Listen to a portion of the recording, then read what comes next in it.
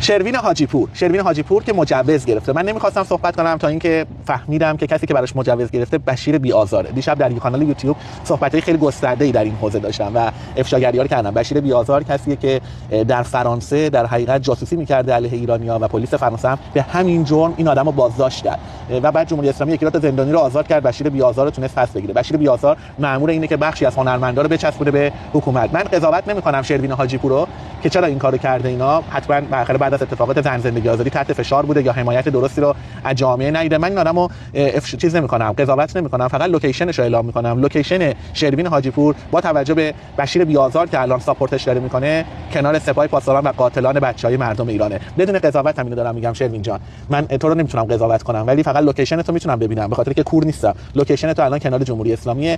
دوست داشتی به هر دلیلی یا تحت فشار بودی یا هر چیزی که وجود داره تصمیم گرفتی در نهایت که کنار جمهوری اسلامی بایستی. من صرفا فقط موقعیتی که ایستادی رو بیان کردم. زنده باشید. پاینده ایران.